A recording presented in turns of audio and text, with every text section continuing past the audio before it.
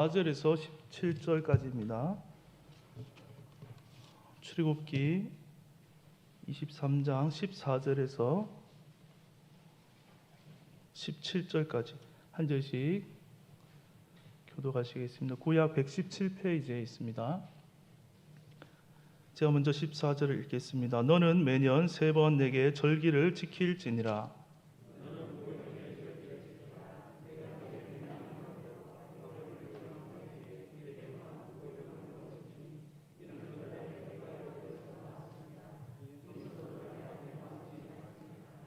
맥추절을 지키라. 이는 내가 수고하여 밭에 뿌린 것에 첫 열매를 거둠이니라. 수장절을 지키라. 이는 너가 수고하여 이룬 것을 연말에 밭에서부터 거두어 저장함이니라.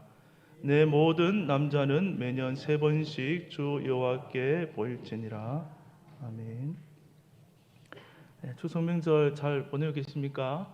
네, 이렇게 명절인데도 참 아멘교회 분들은 다 생각보다 많이 나오시는 것 같아요. 오늘 히브리서 말씀을 오후 시간에 했었는데 오늘은 잠깐 쉬고 명절이라서 감사하는 삶이라는 제목으로 잠깐 말씀을 나누도록 하겠습니다.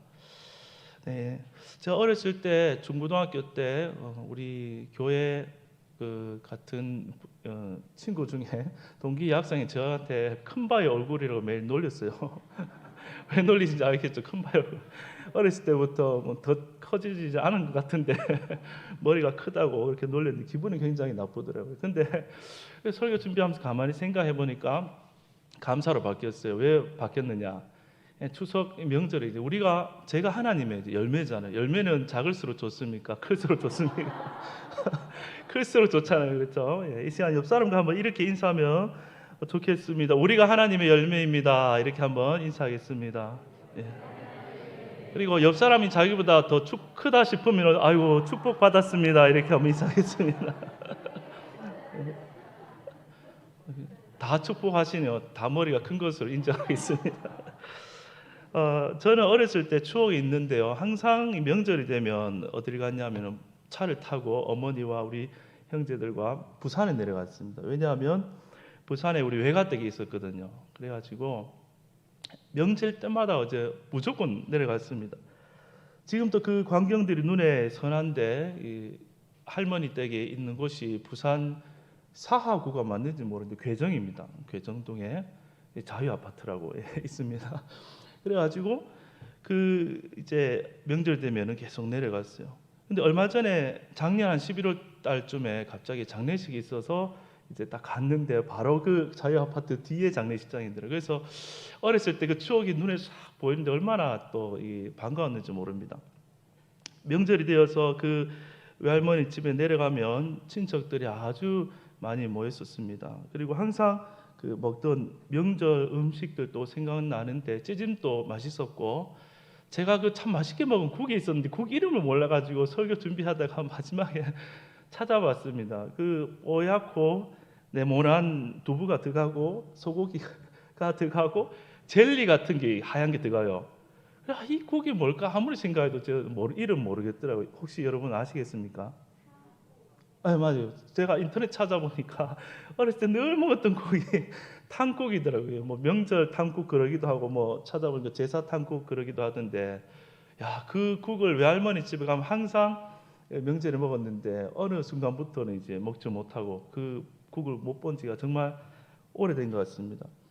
하여튼 그 부산에 이제 외가댁에 내려가면 우리 저 삼형제인데 삼형제 생각은 다 똑같아요. 오직 무슨 생각밖에 없냐 하면 빨리 밥 먹고 어른들한테 이 설날에는 세배해서 용돈 받고 이제 근로소득이고 가을에는 세배를 안 하니까 불로소득 그래 이제 용돈 받아가지고 용돈 받아가지고 이제 마음이 어디가 있느냐면 문방구에 가 있는 문방구에 용돈 받아가지고 아파트에서 딱 나오면 육교가 있어요. 육교를 딱 건너면은 언덕으로 쫙 길이 있는데 파출소가 나오고 그 조금 더 올라가면 문방구가 한 2-3개 있었어요. 그러면은 이제 명절 쉬지도 않고 어떻게 오는지 문방구에 이제 열어서 용돈 받고 오는 아이들을 맞이하는 이제 주인이 있었죠. 그래서 그 장난감을 사서 어머니가 오라는데도 오지도 않고 그 자리에 앉아서 조립식 장난감을 계속 만들었던 그런 기억이 납니다. 제가 머릿속에 이렇게 각인이 된 이유는 아주 어렸을 때부터 해마다 가서 똑같이 그렇게 지냈기 때문이죠. 우리가 명절이 되면 이렇게 부모님의 댁을 찾아가는 것처럼 하나님께서도 명령을 하시기를 이스라엘 백성들도 1년에 3번은 꼭꼭 예루살렘에 오너라, 그렇게 명령을 하고 있습니다. 누굴 보러 가는 것입니까? 17절을 한번 다시 보겠습니다. 17절에 보시면 내 모든 남자는 매년 3번씩 주 여호와께 보일지니라, 이렇게 말씀합니다. 우리가 명절에 부모님을 찾아가는 이유는 용돈을 받기 위한 것도 아니고 용돈을 드리기 위한 것도 아니고, 물론 그것도 중요하지만 부모님께 우리의 모습을 보이기 위해서 가는 것이죠. 그런데 이제는 세월이 지나서 저희 외할아버지가 돌아가시고 부산 그 집에 가도 그곳에는 아무도 살지가 않습니다. 이제는 그곳에 가도 제가 할아버지 할머니를 뵐 수 없죠. 그러나 하나님은 언제나 살아계셔서 지금도 우리에게 나아오라, 자녀된 우리에게 나아오라, 그렇게 말씀을 하고 있습니다. 우리가 언제든지 나아가면 하나님은 그곳에 항상 계셔서 우리를 반겨주시고 만나주신 줄로 믿습니다. 우리가 매번 예배를 예배당에 나와서 드리지만 습관을 쫓아 몸만 나오는 것이 아니라 마음까지도 나아가서 믿음으로 항상 하나님의 그 부모님, 아버지 되신 우리 하나님의 얼굴을 뵙는 아멘의 모든 자녀들 될 수 있기를 주님의 이름으로 축복합니다. 오늘 설교 제목이 감사하는 삶이라고 했는데 3가지로 감사에 대해서 짧게 나누고 마칠까 합니다. 첫째로, 감사는 명령입니다. 감사는 명령입니다. 감사는 해도 되고 안 해도 되는 그런 것이 아닙니다. 우리는 마땅히 하나님께 감사를 해야 되죠.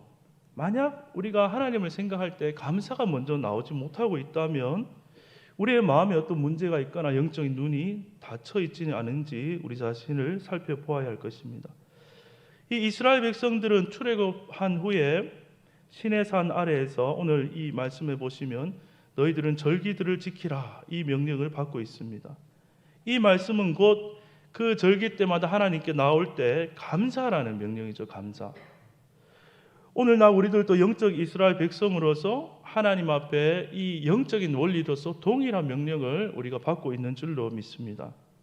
오늘 특별히 짧은 본문 안에 3 절기가 있는데 매 절기마다 하나님께서 우리에게 행하신 일들을 짤막하게 담고 있습니다. 15절에 보시면 너는 무교병의 절기를 지키라. 내가 내게 명령한 대로 아비월에 정한 때에 1해 동안 무교병을 먹었지니 이는 그 달에 네가 애굽에서 나왔음이라. 빈손으로 내 앞에 나오지 말지니라. 6월절은 유대인이 가진 그 원력으로 1월 14일 날 저녁부터 드립니다. 그 하루가 6월절이고 이어서 바로 일주일 동안 기간이 무교절입니다. 이유는 애굽에서 하나님께서 그들을 구원해 주셨기 때문에 드린 것이죠. 또 16절에 보면 맥추절을 말씀하고 있습니다. 맥추절을 지키라. 이는 네가 수고하여 밭에 뿌린 것의 첫 열매를 거둠이니라. 이 맥추절, 성경의 절기의 이름이 굉장히 많은데 헷갈리는데 같은 이 명절을, 절기를 다른 이름으로 부른 게 많습니다. 맥추절을 다른 이름으로는 77절과 오순절이 있습니다. 이 보리 추수의 첫 열매를 봉헌하는 게 초실절인데 그로부터 맥추절은 7주 후에 또 지키기 때문에 77절, 7일씩 7주라서 77절 이렇게 부르기도 하고 또 7주면 거의 50일이라서 오순절이라고 부르기도 합니다. 오순절은 우리가 아는 대로 신약의 성령 강림을 예고해주고 있는 절기라고 할 수 있죠. 어쨌든 맥추절을 지키는 이유는 오늘 본문에서 무엇입니까? 네가 수고하여 밭에 뿌린 것에 무엇을 거두었습니까? 열매를 거두었기 때문에 하나님께 감사하라는 것이죠. 그리고 16절 하반절에 보시면 수장절을 지키라. 이는 네가 수고하여 이룬 것에 연말에 밭에서부터 거두어 저장함이니라. 첫 열매부터 마지막 가을에 추수하여서 저장하는 것까지 수장절의 다른 이 이름은 초막절과 장막절이 있습니다. 다 비슷하죠. 수장, 이렇게 뭔가 저장하는 느낌이 나고 또 초막, 장막절 같은 절기를 말합니다. 이름에서 알 수 있듯이 텐트나 창고를 만들고 곡식을 넣는 것을 의미합니다. 이것은 장차 광야에서 이 백성들이 무엇을 치고 살았습니까? 이동하면서 텐트를 치고 산 것을 예고하기도 하고 더 나아가서 하나님의 진짜 알곡은 누굽니까? 제가 서두에 인사를 했는데 우리가 하나님의 알곡이죠. 알곡을 어디에 저장하겠습니까? 나중에 하나님 앞에 다 가는 거잖아요. 천국 잔치, 천국의 알곡들이 모여서 하나님께 감사하는 것, 그것을 바라보는 그러한 의미도 담겨져 있습니다. 어쨌든 이와 같이 출애굽한 사건이나 농사와 관련지어서 우리의 신앙의 여정을 절기에 담아 놓았습니다. 하나님은 그래서 우리의 인생을 구원하신다. 이거 시작이죠. 인생을 구원하셔서 또 기르신다. 열매 맺으신다. 이것은 우리 인생을 기르시는 농부가 되신다. 그런 그림을 담고 있습니다. 처음에 첫째로 감사가 하나님의 무엇이라고 했냐면 명령이라고 했는데, 누군가가 갑자기 여러분에게 와서 너 나한테 감사해야 돼 이렇게 명령하면 기분이 어떨 것 같습니까? 네, 물론 경우마다 다를 수는 있지만 대부분 이유도 없이 그렇게 얘기하면 기분이 별로 좋지는 않을 것 같습니다. 그런데 누가 와서 야 너는 부모님께 감사해야 돼 그렇게 막 세게 얘기했어요. 그러면 기분이 어떨까요? 그렇게 나쁘지는 않을 것 같아요. 아주 특별한 경우가 아니라면 대부분의 사람들이 기분 나빠하지 않고 그 명령에 그렇지라고 대답할 것 같습니다. 그 이유가 무엇입니까? 부모님은 내 존재의 시작이기 때문에 그렇죠. 이건 어떻게 내가 갚고 말고 할 수 있는 그런 것이 아니고 마땅한 것이기 때문에 그렇습니다. 이와 마찬가지로 우리가 하나님께 나와서 감사해야 된다는 것이 명령이라는 것은 너무나 합당한 명령이 되는 것입니다. 우리가 육신의 부모에 대해서도 늘 감사하는 것이 당연하다면 하나님의 백성인 우리는 항상 하나님께 무엇이 있어서가 아니라 존재적으로 우리는 하나님께 늘 감사해야 된다는 것이죠. 나의 시작이 하나님이시구나. 나의 시작이 하나님이시구나. 이 생명을 주신 분이 하나님이시구나. 이것을 생각할 때 우리는 마땅히 감사해야 되는 것입니다. 성령께서 우리 일상 가운데서도 우리의 마음을 활짝 열어주셔서 하나님께 이 마땅한 감사가 늘 흘러 넘치게 되는 우리의 삶과 호흡과 모든 일상이 될 수 있기를 주님의 이름으로 축복합니다. 감사는 하나님의 합당한 명령입니다. 둘째로 감사는 겸손이라고 할 수 있습니다. 감사는 겸손입니다. 겸손한 자가 정말 감사할 수 있는 것이죠. 원래 누군가에게 감사한다고 할 때 아무것도 없이 감사할 수는 없죠. 감사를 누군가에게 감사한다면 무언가를 받았기 때문에 감사하는 것입니다. 아무 일도 일어나지 않았는데 감사할 수는 없는 것이죠. 그러므로 생각해 보십시오. 감사가 잘 안 되는 사람은 내가 받은 것이 무엇인지 전혀 보이지 않기 때문에 그렇습니다. 그러나 감사가 넘치는 사람은 내가 받은 것이 무엇인지 더 잘 보이고 많이 보이기 때문에 감사가 넘치는 것입니다. 우리가 받은 것이 무엇입니까? 그것은 은혜입니다. 은혜는 하나님으로부터 값없이 받는 것이죠. 하나님의 은혜는 예배당 안에만 있는 것이 아니라 세상 천지에 지금 또 가득 차 있는 것입니다. 예를 들면 제가 오늘 점심에 식당에 가서 맛있는 음식을 먹었다고 한번 생각해 봅시다. 그 음식이 제 입에 들어오기까지 엄청난 은혜가 그 속에 들어있는 것입니다. 그 음식의 싱싱한 재료가 어떻게 만들어졌죠? 누군가가 농사를 짓기로 결단하고 밭에 씨를 뿌리고 또 정성으로 땀을 흘리며 오랜 기간 길렀겠죠. 그것이 내 입에 들어온 것입니다. 또 누군가는 먼 거리를 운전하여 그것을 반드시 운반했을 것이고 또 누군가는 요리사가 되겠다고 결심하고 오랜 기간 공부하여서 그 요리를 만들어낸 것입니다. 제가 단순히 돈이 있다고 그 음식을 마음대로 먹을 수 있는 것이 결코 아니라는 것이죠. 또 한 가지 예를 더 들자면 우리가 차를 타고 운전하는 것도 마찬가지입니다. 제가 돈이 있어서 차를 산다고 모든 것이 해결되는 것이 아니죠. 정부가 있어서 도로를 닦아줘야 됩니다. 누군가는 선을 긋는 일을 해야 되고 누군가는 신호등을 만들었을 것입니다. 누군가는 연구하여 교통 법규를 만들었을 것이고 그렇기 때문에 우리가 안전하게 차를 탈 수 있다는 것이죠. 내가 지혜가 있다고 힘이 있다고 돈이 있다고 우리가 결코 은혜를 누리며 살 수 있는 것이 아닙니다. 내 주변에 있는 모든 사람들, 이 세상에 있는 모든 사람들, 그리고 그 돌아가는 모든 일들이 없다면 우리는 단 하루도 살 수가 없는 존재라는 것입니다. 그런데 이 모든 것을 거슬러 올라가면 그 모든 것을 누가 지금 또 주관하고 있습니까? 하나님께서 모든 만물을 지으시고 지금 또 세밀히 살피시며 이 우주가, 지구가, 모든 사람들의 삶이 잘 돌아가도록 합력하여 선을 이루도록 우리에게 은혜가 우리의 입에, 우리의 삶에 오기까지 하나님이 섭리하고 계시는 것입니다. 그렇기 때문에 우리가 이 모든 일상 가운데 그것을 잘 보는 눈이 있다면 모든 사람에게 또 모든 일들에게 감사하지 않을 수 없는 것입니다. 감사는 누구에게 주어진다고요? 겸손한 자에게 주어지는 것입니다. 겸손한 자는 무엇을 잘 보는 사람입니까? 은혜를 잘 아는 자입니다.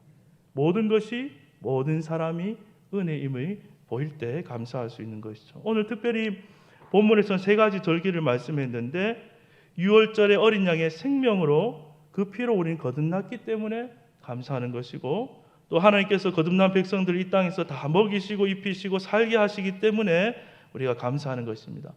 모든 범사 속에서 이 구원과 또 오늘의 삶의 인도하심의 은혜가 세밀히 날마다 보여서 더 감사가 넘치는 겸손하여서 영적인 눈이 맑은 또 찬양과 감사가 넘치는 우리 모두의 삶이 될 수 있기를 주님의 이름으로 축복합니다. 끝으로 감사는 믿음이라고 할 수 있습니다. 이스라엘 백성들이 오늘 본문의 명령을 받을 때가 언제인지 아시죠? 출애굽하여서 광야에 있을 때입니다. 계속해서 텐트 치고 텐트 걷고 이동하고 그렇게 하기 때문에 광야에서는 농사를 결코 지을 수 없죠. 그럼에도 불구하고 하나님께서는 이 명령을 이들에게 주고 있습니다. 이것은 하나님의 미래에 향한 약속이라고 할 수 있는 것입니다. 이 약속의 명령을 광야에서 들을 때에 이스라엘 백성들의 마음이 어떠했겠습니까? 비록 지금 광야에서는 너무나 힘들지만 그 약속의 땅, 꿈의 땅 가나안에 들어가면 정착을 해가지고 열매를 거둬서 하나님께 이 절기들을 언젠가는 지키겠구나 하는 그런 기대와 소망을 그리며 감사하지 않았겠습니까? 이처럼 감사라는 것은 어떤 상황 속에서도 하나님을 신뢰한다는 우리의 믿음의 표현이 감사가 되는 것입니다. 우리는 지나간 일들을 너무나 금방 쉽게 잊어버리고 늘 현재를 바라보며 염려하며 살게 됩니다. 그런데 우리 속에 미래에 대한 감사가 만약 정말 있다면 어떻게 되겠습니까? 늘 염려하는 현재의 삶의 질을 그 감사가 바꾸어 놓는다는 것입니다. 지금도 나를 사랑하시고 또 책임지신다는 하나님 아버지의 그 약속을 믿는다면 미래가 아니라 현재부터 내 삶이 변화되게 되는 것입니다. 어떤 상황 가운데서도 하나님께 감사할 수 있기를 주님의 이름으로 축복합니다. 믿음으로 감사하는 삶이 하나님의 마음을 정말 기쁘시게 하는 것입니다. 이제 말씀을 정리하고 마무리하겠습니다. 오늘 세 가지의 감사에 대한 정의를 내렸는데 첫째는 하나님의 합당한 무엇입니까? 명령입니다. 하나님의 합당한 명령. 우리의 존재의 시작이므로 늘 하나님께 감사할 수 있기를 바랍니다. 두 번째는 감사는 겸손입니다. 우리가 겸손하면 모든 것이 은혜로 보이고 다가오게 되어 있습니다. 세 번째로 감사는 믿음이라고 할 수 있습니다. 지금의 상황을 넘어 일하시는 하나님을 바라보며 감사하는 그러한 믿음이 우리 삶에 충만하게 되기를 주님의 이름으로 축복합니다. 우리 끝으로 옆 사람과 이렇게 한번 인사하며 마치겠습니다. 한번 보시고 제 미래는 하나님의 손에 의해 너무 깁니다. 짧게 제 미래는 하나님에 의해 보장되어 있습니다. 이렇게 믿음으로 한번 인사하겠습니다. 한 번 더 인사하겠습니다. 우리 이제 평생 감사하며 삽시다. 이렇게 한번 인사하겠습니다. 우리 이제 평생 감사하며 삽시다. 기도하겠습니다. 하나님 아버지 너무 감사합니다. 우리가 존재하는 것도 또 이 땅을 살아가고 있는 것도 또 우리의 그 과정 중에 하나님을 알아가는 것도 이 모든 것이 하나님의 은혜인 줄 알고 감사드립니다. 우리 인생이 하나님 손 안에 있는 줄 알고 믿음으로 살아갈 때 어떠한 상황에도 감사하며 찬송하며 살아가는 하나님의 백성들이 다 되게 하여 주시옵소서. 예수님의 이름으로 기도합나이다. 아멘.